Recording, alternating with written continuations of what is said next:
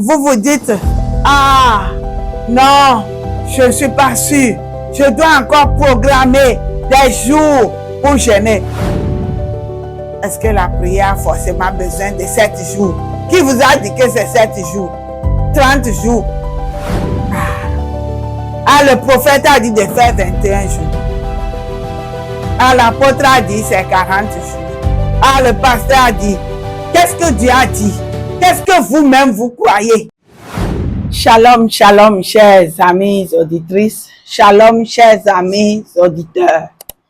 Nous sommes au 6e message de notre série qui a pour thème la prière qui bouge les cieux.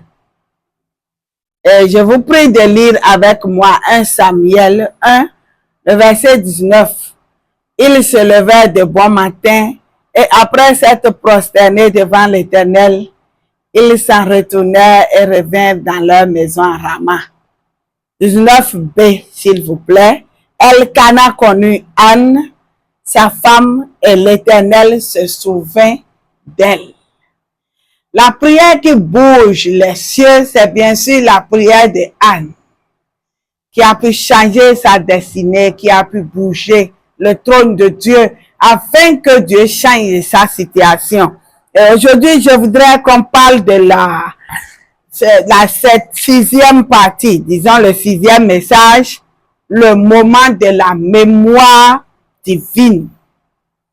Quand Elkana et Anne, disons toute la famille, sont allés à Silo, ils ont fini tout ce qu'il fallait faire. Et après avoir prié et fait un vœu, Anne a trouvé la paix. Qu'est-ce qui se passe? La Bible dit que l'Éternel se souvint d'elle. C'est quoi l'Éternel se souvint? Est-ce que ça veut dire que Dieu oublie? Dieu n'a pas la perte de mémoire comme un homme. Moi, je peux oublier. Vous pouvez oublier. Parfois même, l'ordinateur perd ce qu'on a mis en lui. Ça peut arriver de perdre quelque chose. Dieu n'oublie pas. N'oublie pas. Il ne perd pas la mémoire. Et quand la Bible dit qu'il se souvint, cela signifie qu'il agit en faveur de Anne. Alléluia. Anne a prié. Elle a prié, prié. Et Dieu a agi en sa faveur. Dieu a fait quelque chose. Dieu est venu en ce temps-là. C'est pourquoi on dit Dieu se souvint. Entre le moment où Anne repart en paix et le moment où elle est tombée enceinte, il y a eu un temps d'attente. Anne avait prié. Et vous savez, la Bible dit que sa rivale Pénina la mortifiait de douleur. Elle se moquait d'elle. Anne a vécu des moments difficiles. C'est Dieu qui l'avait rendue stérile. Ça, c'était une situation terrible. Passer chaque fois et revoir dans sa mémoire, ah, c'est Dieu qui m'a rendue stérile. C'est Dieu, c'est Dieu, c'est Dieu. Anne vivait ce stress permanent.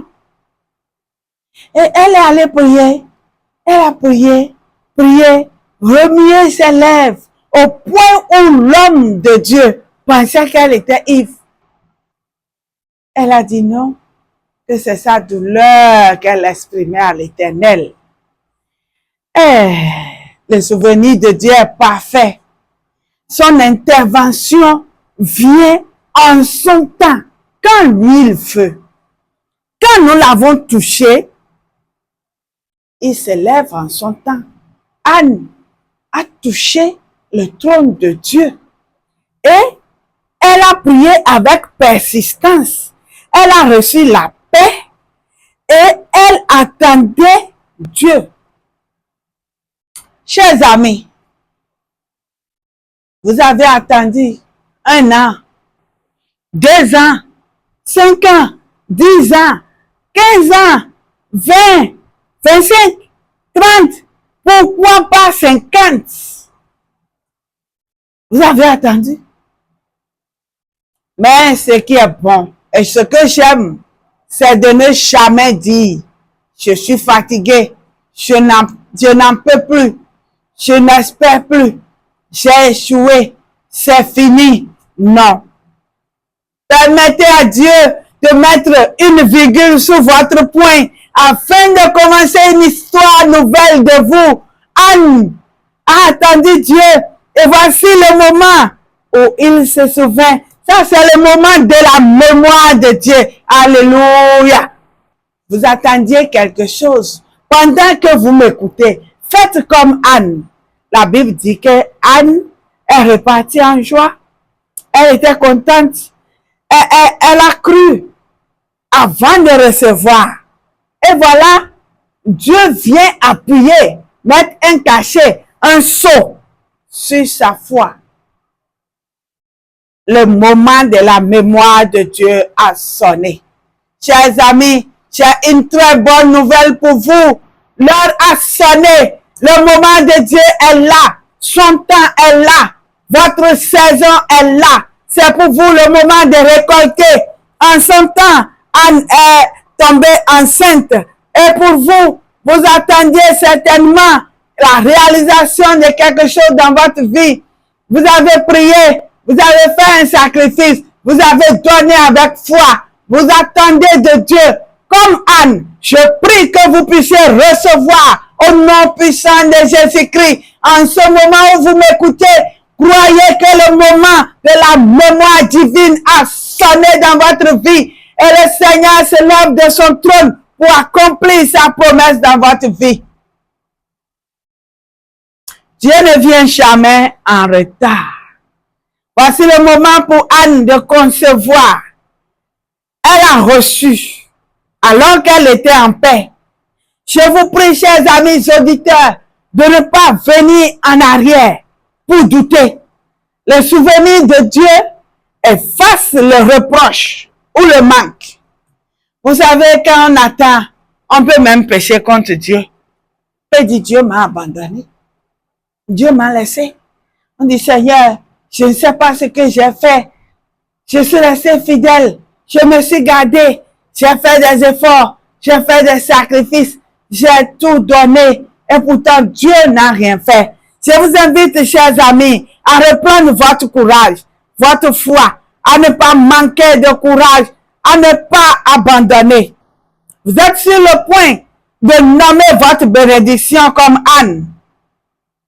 Anne a dit que cet enfant s'appelle Samuel. Je l'ai demandé à l'Éternel. Et vous?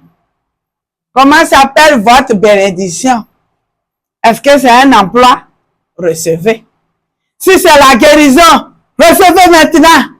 Si c'est votre entreprise qui prend un nouvel élan, recevez. Si c'est un achat, un terrain, si c'est une construction, si c'est un moyen de déplacement, recevez. Anne a reçu Samuel. Elle dit, je l'ai demandé à l'Éternel. Et vous? Qui vous a-t-il béni? Anne a reçu pendant que Dieu s'est levé. Et vous, chers amis auditeurs, votre bénédiction est là. Vous êtes au pied de la montagne de bénédiction. Il vous reste seulement à vous lever, à recevoir et à nommer votre bénédiction. Chez Anne, c'était Samuel. Et vous? Moi, je reçois la guérison. Et vous? Chers amis auditeurs, ne vous découragez pas dans l'attente. Votre persistance a marqué le calendrier divin. Tenez bon. Le Dieu qui s'est souvenu de Anne se souvient de vous aujourd'hui. Et shalom à vous. Soyez bénis. À la semaine prochaine.